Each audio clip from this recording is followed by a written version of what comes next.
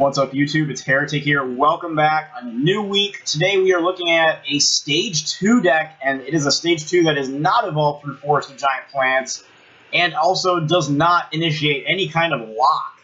So this is something we haven't seen in a while, and being competitive, and it is, that Stage 2 card is Vikavolt from Sun and Moon. It's not even a GX, this is a regular old Stage 2 with a crazy ability called Strong Charge, which allows you to, once per turn, accelerate a grass energy and a lightning energy from your deck to your Pokemon however you like. You can attach them both to the same Pokemon, you can attach them to two different Pokemon, whatever you want.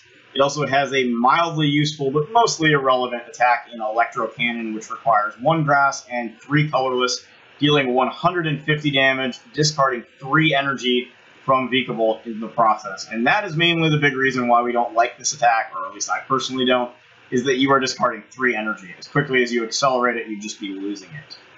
So, definitely an option, can be used in the clutch if you have a pair of Vikavolts on board. You could power it up in 1 turn. But nonetheless, mainly we're just trying to use it to accelerate our main attacker, which is Tapu Bulu-GX, a card that we saw featured last week here in a Lurantis build. With both the Madison results and my personal testing, I found that the Vikavolt version, surprisingly, is actually more consistent and overall seems to be a better deck than the Lurantis, despite relying on a Stage 2. So, really crazy, but the ability to accelerate through an ability as opposed to an attack is definitely powerful. So, Tapu Bulu, just like last time, we'll go over it real quick. 180 HP, no weakness. Really big, since Volcanion is still a thing, as was proven this weekend in Madison. Granted, it didn't place too highly in the end. It's still definitely being played. The 3 retreat sucks, but we have ways around that. Horn Attack, 30, just vanilla 30 for 1 grass, not too shabby. Nature's Judgment, really the one you're going to use the most. 2 grass and a colorless, deals 120 with the option similar to Landorus EX from way back in Boundaries Crossed.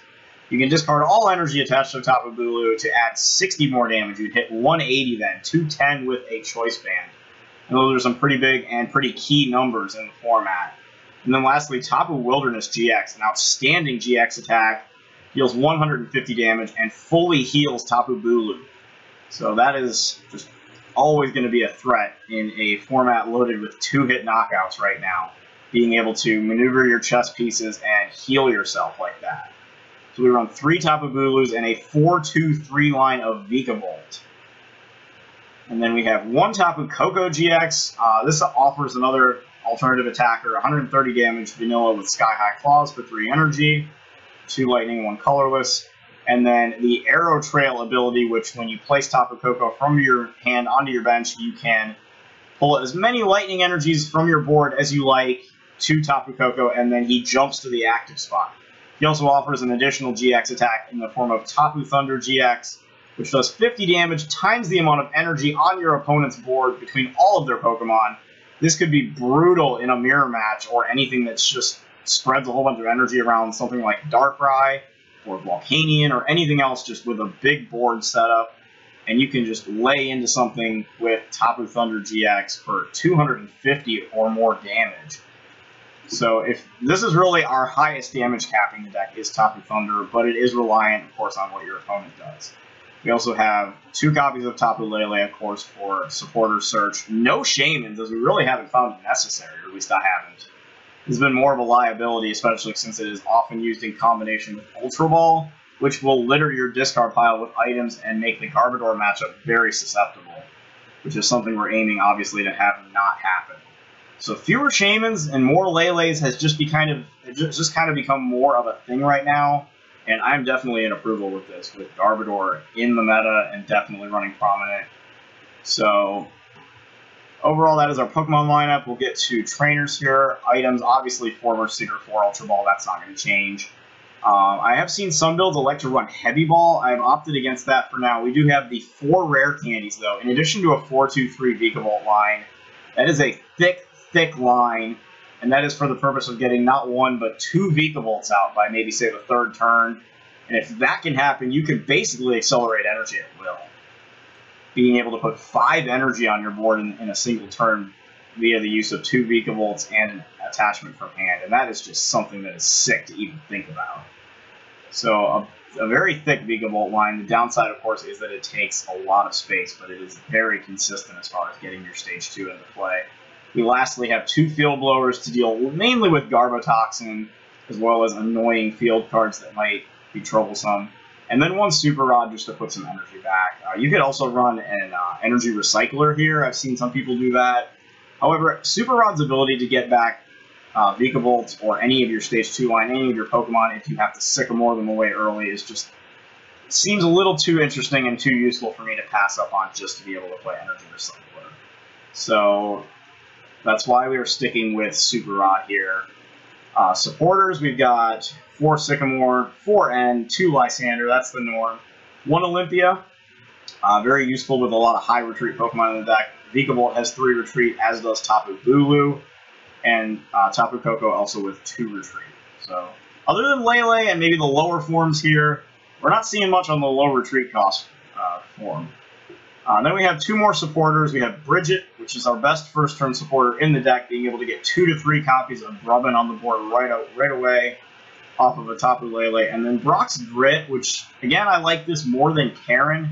Granted, Karen would counter Vespiquen beautifully, and Vespiquen is a very popular deck right now. But Brock's Grit, much like Super Rod, also able to get energy back, which is a big thing to have here. But you could kind of go, I've kind of been going between those 2 cards. In just overall consistency, I like Brock's Grit more.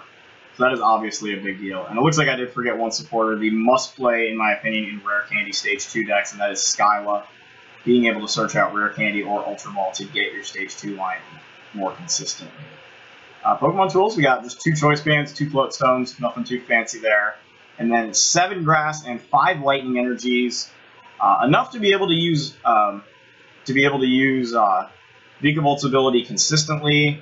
We have attackers that work off both, but primarily off of the Grass Energy with Tapu Bulu. Of course, Energy Drive with Tapu Lele also has the potential to get huge if you have multiple Vikavolts on the board, so that's another thing to be wary of in combination with Choice Band. But just a lot of overall combos, just so much energy acceleration. It's just such a powerful concept to have with this deck, and just in general. So that is the Vikavolt. I'll call it the Vikavolt Tapu list since we run all 3 Tapus. And we will go ahead and take this into some games now and try to put it to good use. Okay, so we will get into a game here, and I see Lightning type on the opponent's side here as well, which is interesting. And hopefully, just to avoid a mirror match, we end up with a straight Koko deck here. If this is... Oh, and he says you have a good deck. You'll watch this literally be a mirror match right off the bat. Oh my god. Stage 2 mirrors. Okay, oh my goodness. So we have to start with the Tapu Koko. That's not good. That is the worst thing we could start with. Bar maybe a Lele, but I think I actually would have rather started a Lele. Because if you start the Koko, you lose it, and so instead he flips over a Spinda. It's not even the Gyarados one. And this thing does not evolve, so it's 30 damage for a colorless, and it inflicts confusion. And that's all you get. So we see a Rough Seas and a Lightning Energy thrown out, and he pulls an Electrike. I'm not really sure what's going on here. We do see Electrike has the Omega Barrier, however. So it is immune, and it gets an EXP share, so it does look like this is going to be a Tapu Koko build. We see a Fury Belt, still trying to figure out what's going on with that Spinda. Now, Electrike can simply store energy. It does have an EXP share. It is able to get 2 energy off of it, being one of them off of that Max Elixir. So that can just store energy for Tapu Koko to eventually steal. So I'm going to go ahead and play this Field Blower here, since I don't really think we have an impending threat of Guard. We will get the Fury Belt, but more... I don't know why... Oh, yeah, that's right. He's got Omega Barrier. That was... Never mind. That was a misplay. Okay, and we'll go ahead and attach the Tapu Koko, and we can play an N here. Alright, so we still don't really find anything useful. We find a Bulu, which I guess we can go ahead and put down if we Lysander it. It's not really a big deal. Otherwise, we really don't have a lot this turn. We could go for a... We could Ultra Ball for Lele next turn and try to hit Bridget, but then again, with no draw power, we still wouldn't really have much in terms of options. So you do have a lone Vikavolt in hand, but nothing to go with it. And so, okay, fortunately our opponent's just going to play an N. I am still trying to figure out, I guess probably, I may never quite understand exactly what the point of that spin is. I mean, 30 in confusion for a colorless is pretty cool, I guess, but it doesn't seem that good. So we are going to see a Tapu Koko come down. It's going to absorb all 3 energy and come forward to deal out 130 damage, it looks like, unless he's got a Choice Band, which would still be short of a knockout.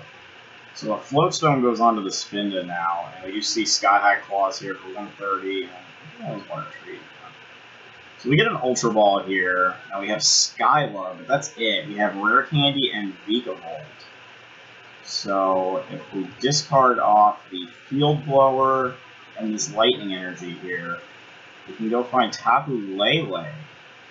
And it looks like we've got a Vikavolt prize and a Charcoal, so we've got a 1-1-1 line actually all in the prize. We can get a Lele here. We do have Bridget in the deck, so we can search that out. And in worst case scenario, we would be able to Skyla next turn for another draw supporter the following turn. We are going to give up some prizes in the process here, though, which definitely sucks. So meanwhile, we're going to get at least 2, if not 3. I think we're going to go with 2 Grubbins, and we will take another Tapu Bulu. So we're going to get all that out, and we have an energy here. I just really do not. I'm a little worried about Delinquent happening here. Since next turn we would be able to Vikavolt for 2 and then attach that one as well. So we should be able to have plenty of resources without attaching that energy. We are going to give up 2 prizes, of course, here by way of Tapu Koko simply blowing up our Tapu Koko. We do see an Ultra Ball here, and it looks like he's going to go for either a Lele or a Shaman. So we do see a Tapu Lele there. And let's hope he doesn't go for an N. He just goes for a Sycamore here. Made it so Lysander would be a bit pointless, at least on this turn. And so he does go for a Sycamore, okay. So that's going to net him 7 more cards. And we see another Tapu Koko now. He could absorb the energy here if he wanted to. No reason to, though. And I might have actually just, I think I would have just discarded that Tapu Koko, to be honest. You see the Fighting Fury Belt goes onto his active Koko, so it is hitting 140 now, but Tapu Bulu is going to create an interesting scenario for him here on our turn, because, or on his next turn, because we're going to hit him with Tapu Bulu. Doesn't matter. But the looming threat of Tapu Bulu's GX attack will be there. So Rare Candy will bring Vikavolt right onto the board. And now we can take advantage of Vikavolt's ability.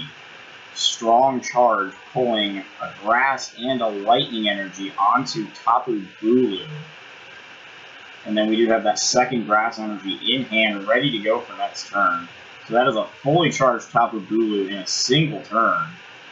And we're going to go and find, let's see, he knocked his prize count down. So we're going to go and find an N here. Off of Skyla. And then we're just going to use Nature's Judgment with no discard.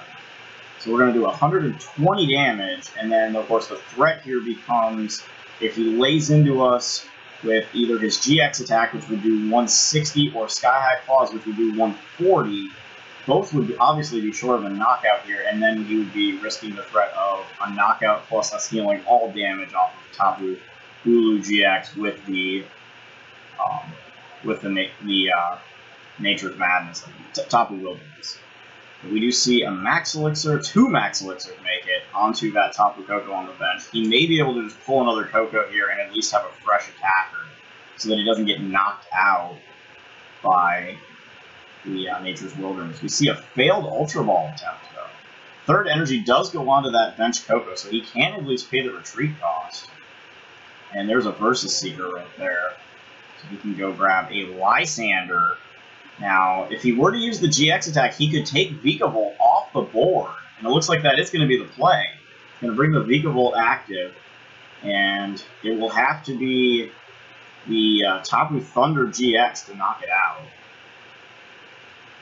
And that really sucks because that will take Vikavolt and all of our energy acceleration off the board right there.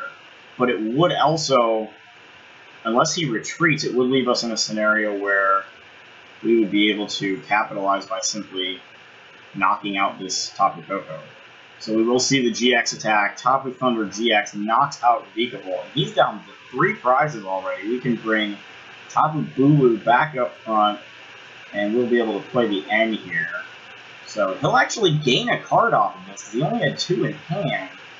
We do find another Vikavolt. However, more importantly to note, we do not find a rare candy. So we have Charge-a-Bug as an option. Not a very appealing one, though. So instead, I think we just attach this lightning energy over here. Since 2 lightning doesn't do us any good on top of Bulu. And maybe next turn we can go for something fancy. We can just do the 120 here, however, and knock him out. Since that will be just enough damage here. So we will take out a Tapu Koko, and maybe we find something in the prizes here. We will maintain one of his energies by virtue of EXP share. And we find a Charge-a-Bug, and more importantly, a rare candy in the prizes. So if he doesn't knock out this Grubbin, we will have another Vikavolt next turn, which means more energy will accelerate out of the deck and onto the board. And so he's not going to play Lysander. There's a Sycamore. Discards Shaman EX in the process. And he's got 5 lightning energies in the discard pile. So unless we see a Super Rod or a Brock's Grit or something coming on here, we should be able to capitalize on all this energy. He's got 11 total accounted for. Still playing Max Elixirs, too. Let's see if, yep, that 12th one is going to come out now. And he's got to be nearing the last of his energy here. So instead we see a Teeter Punch for 30 damage and it inflicts confusion. So we draw another rare candy actually. So we will rare candy into Vikavolt. And we should have another Tapu Lele available to us still. We could also Lysander here. We do have a Floatstone on hand. So that's another option.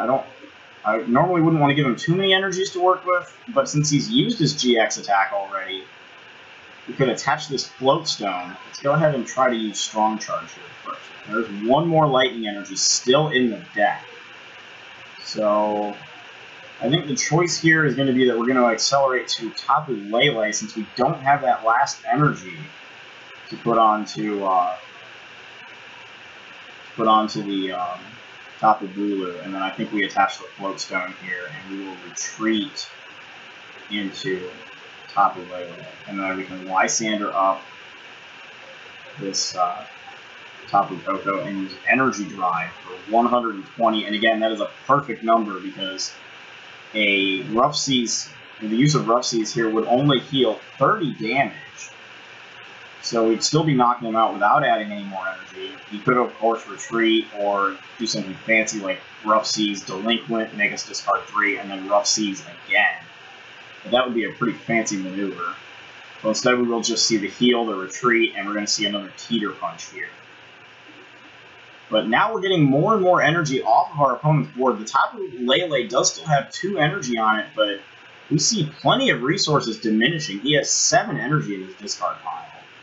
And another, let's see, 5, 6 on the board, so that is 13 energy. So we do see an N here. He's only going to get up to 3, and that can only make our hand better. And we do find some Versus Seekers. So we're going to have some, once again, have some options available, including Lysandering up that Tapu Koko, which Bulu could finish off. However, I think we're just going to Olympia here, our top deck, which is a pretty clutch top deck here.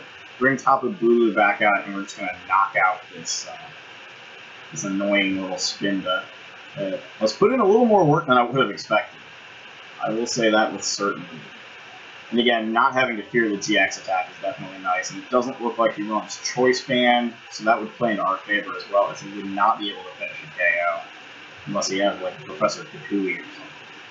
And we find another Grubbin. So if by chance we were able to get another Vikavolt out, we would likely want to find Brock's Grit and try to shuffle some energy back into the deck so that we could take advantage of Vikavolt's ability. We could also use Super Rod for the same thing, because we are down a couple of lightning. So we take Energy Drive here for 100 damage. And this is where the GX attack comes into play, and unfortunately we're not dealing enough damage to take out that Koko. We would have needed Field Blower, and both copies are already in the discard pile. So we can put the Grubbin down here, and it might, like, we could Olympia. Not really sure how well that would go over. We could also just drag up the Tapu Koko and just straight up kill it. We could drag it up and use the GX attack to knock it out here. We would be doing 150 actually, so scratch that, we would be doing enough. I was thinking of a Alolan Ninetales for a moment. So I think that is going to be the play. I think we're going to grab a Lysander off of this Verse Seeker, we're going to bring up the Koko, and we're going to take it out with the Bulu. And I'm not using Vikavolt right now because we don't have a lot of energy left. And we might end up needing more energy on that Lele if we try to stretch here for a knockout. So I'm thinking we're going to be looking at 2 shots here. So actually, now that I'm looking at this might not be a terrible play because, yeah, there are 2 energies left.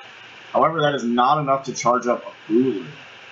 So I think, yeah, I guess we could just play into the Brock's Grip here. I think that's probably going to be our best bet. We're not even going to worry about using Vikavolt's attack, since we could always hit 180 with Tapu Bulu. And we will use Tapu Wilderness here to pick up a KO and heal all damage, all 130 damage off of Tapu Bulu-GX, take out Tapu Koko, and that's going to net us 2 prize cards. So we're going to be left with an awkward 1 prize. He is able to also reap the benefits of EXP share. We find an energy in the prizes, however, and a Vikavolt, so we could just rare candy here, barring the dreaded end to 1 that is almost guaranteed to happen. And regardless, all we would need to do to take out either one of these Pokemon is simply discard all of our energies off of Tapu Bulu using using Nature's Judgment, and we would hit 180. So if he wants to end us down, he will end up barring some escape rope play, leaving Tapu Bulu active, which would leave a KO in the window for us, most likely. You see he's going to Ultra Ball here, though, following up a Super Rod. He pitches a Lysander and then a second copy of Spinda, which is interesting. We do see he grabs a Shaman, so he's going to draw some more stuff here. Maybe try to find that N that he's looking for. But he's going to be low on cards regardless. He only has 9 cards left in deck before this draw, so he's going all the way down to 4 cards. Granted, that number could go back up if he simply draws into either an N or a Versus Seeker. He's only played 1 Seeker so far. And we do see another Koko, and this is a way that he could actually extend the game by a turn 2 if he has an N, would be to bench the Koko, absorb all the energy, and then play a Fighting Fury Belt. Because that would give him enough HP to where we wouldn't be able to, at least without a choice band, take this KO. However, if he doesn't N us, we can simply Versus Seeker for Lysander, drag up the Lele or the Shaman, and take the game. And there is the Fighting Fury Belt. He's got to have a Versus Seeker. And there it is. So he's able to hit everything there. Oh, man. And I think in this case we do sacrifice the Bulu, only because he does have 3 prize cards remaining. He's not going to be able to take one this turn. So, and we just draw another N. Okay, well that's not exactly helpful. And we, like him, have only played 1 Verse Seeker, but we also have a lot of cards in our deck. So Sky High Claws is able to hit for a decent number. We do find a Super Rod here, though, which is big, because that will put those lightning energies back in the deck. And we can put Tapu Koko back in as well. So that will get us 3 very valuable cards back, and Vikavolt will be able to take advantage of that energy, as we can now charge up another Tapu Bulu. And so that gives us a massive attacker ready to go, since Lele would not have been able to finish the KO there. And then we'll go ahead and just play the end to draw 1 card. And, oh my goodness, we found the Choice Band! That's some Pramelot magic right there, as the Choice Band will end the game. So we'll discard everything to take this last knockout. And anticipating that would not happen, granted we thinned the deck by 2 cards with Vikavolt's ability, but oh my goodness, what are the odds of that? And so he's got the shocked face. We end ourselves from 1-1 and hit the Choice Band to win the game. Now he's got EXP shares on the board, but we are able to claim victory, and we were in a pretty good spot to win that game, even if we don't get that KO right there. Like I said, he had 3 prizes left. He wasn't going to be taking a KO. He could have gotten 2 prizes the next turn, but then we would have just been able to finish the game off. He would have needed another Coco, another another Choice Band since we had another Bulu powered up, or not Choice Band, Fighting Fury Belt. So, wow, still a crazy top deck to end the game one turn early. So we survived Tapu Koko, and those Spindas were interesting. I'm not really sure how much I like it overall. I think Confusion is too easy to play around. But it was nifty nonetheless. So we will go ahead and play another game now with Vikavolt Bulu.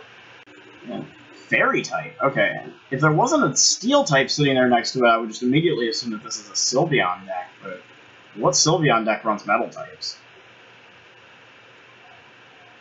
That is a question I would like answered. Unless, of course, it's just, the easiest solution is that it's not Sylveon. But then I guess I would ask what other Fairy types see play. I guess he could just be running a Mine. I don't know. So we open with a lone Grubbin, and the concern here is not what we opened with as far as our Pokemon, it's the other 6 cards. This is trash. This is pretty ugly. Alright, so we see instead a Magearna. Okay, so maybe that's his... I don't know what purpose Magearna serves, but he draws and passes. We do find an Ultra Ball here, which can be used to, let's see, what do we want? Versus Seeker, maybe. I guess we could just get rid of that. That's fine. Don't really need that, and we should be able to pass up one rare candy. So we're going to go find Lele, and unfortunately we don't get the Bridget option here because this hand is just not good. So we're just going to pull the Tapu Lele, and that's going to go and get us an N. And I think as far as my energy goes, I'm assuming this is a Sylveon deck, I would probably prefer not to lay my energy down from hand, but rather to get a bunch of Vikavolts on board and simply accelerate it all in one turn. We do find the Olympia here, which is a valuable card against Sylveon. So next turn we will look to bridge it, and we should have a few turns to set up here, as long as we don't get handiworked. So we will see Energy Evolution here, and he's going to be able to start digging for stuff now. So Vikavolt will give us, we need to be able to hit 200 damage, which probably means we're losing all our energy in the process of doing so, because nothing else other than a completely stacked Tapu Lele would be able to do that. And I don't think we could stack Lele highly enough in one turn. So the most energy we could attach in one turn would be 7, and that would be through 3 Vikavolts and an attachment from hand.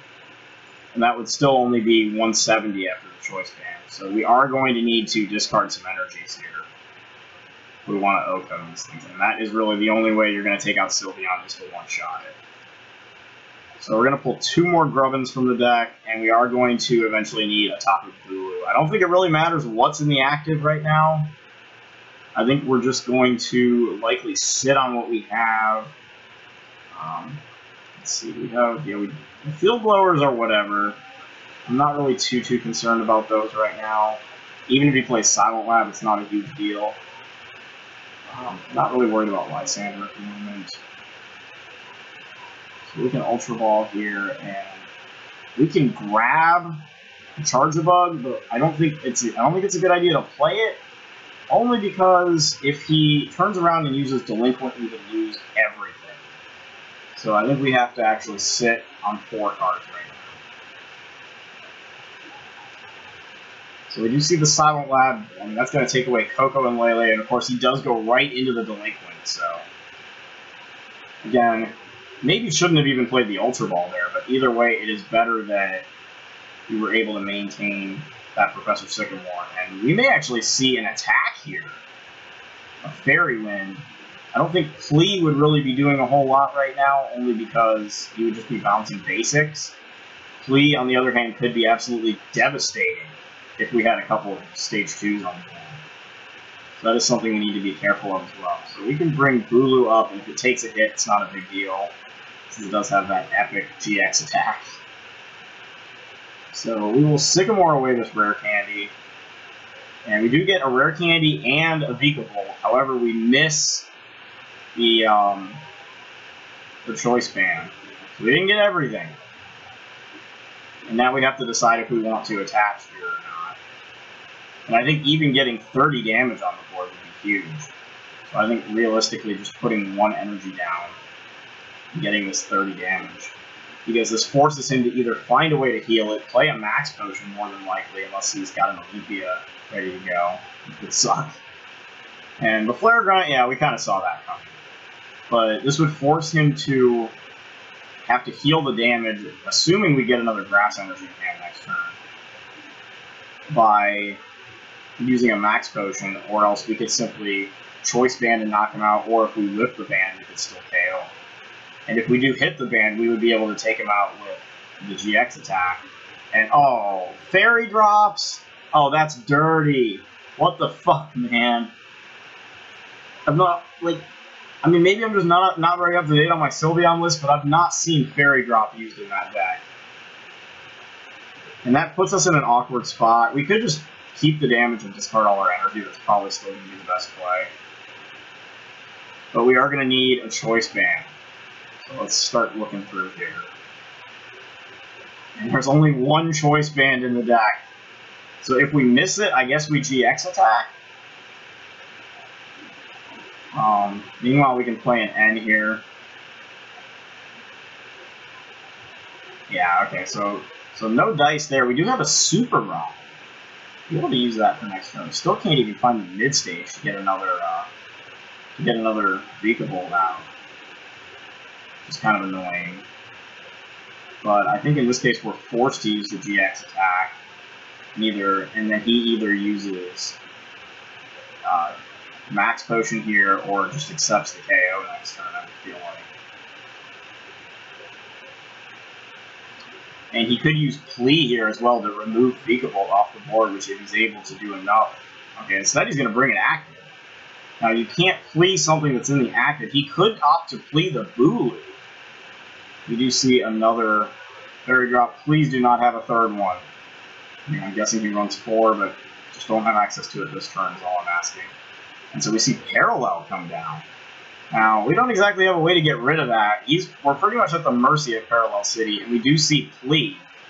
Now, we can simply bench the Bulu. Well, he's going to give us Lele back. And we can bench Bulu here. And do we have Olympia in here? Yes, we do. Okay. And we can Super Rod a couple of energy back into the deck just to make sure that we have enough, and then we would be able to Olympia. So we're just going to shuffle all that stuff back in. And then we will Versus Seeker here to get the Olympia out of the stuff pile. That'll let us bring Bulu back active, and we can fully charge it in one turn. And that's also going to take all of his Sylveons off the board. So that's going to happen. We Super Rodded those 2 energies back, which we didn't need to, but it's better to be on the safe side. And so that is going to give us a fully powered Bulu, again, right after it was Plead. And the fact that he used Plea and did not, and there's the sad face, and he did not manage to bounce a Vikavolt. That's huge. So we find, okay, we do find one of our Choice Bands out of the prizes, but if he doesn't have another Pokemon here, we would just win the game right here. So instead we see a Rocket's Handiwork. He does get 2 heads, so we lose 4 cards, but that doesn't really mean anything. Because we can just discard all of our energy to win this game. And Tapu Bulu is going to carry us the distance here. And interesting also that he limited our bench to 3. He could have reduced our damage output by 20, which would have made things a lot more awkward. But in the end, I don't think it would have mattered too much, actually, now that I think about it. And in the end, so Sylveon just doesn't draw too well. I'm still interested in that that his use of Magearna there. That's an interesting choice for sure. But Tapu Bulu and Vikavolt are able to go the distance, and so Vikavolt's ability to just accelerate energy at will is just absolutely incredible. And it's crazy to think that it took this long for this card to really come and see play. I guess it just needed a reliable attacker, which it now has. And so this deck has obviously seen more success, at least at the high tables, in Madison and in League Cups, it seems like, all over than the Lurantis Bulu build, which I uploaded last week. So very interesting to see this happen, and very welcoming to see a non-lock-based Stage 2 Pokemon. One of 2 big Stage 2 Pokemon that is acceleration-based that we have seen become big here, especially after Madison. The other one, of course, Metagross-GX, which I will have going up for you later this week as well, which made it all the way to the finals in Madison. So that is Vikavolt Tapu Bulu, and I'm Heretic. I will see you next time. Cheers.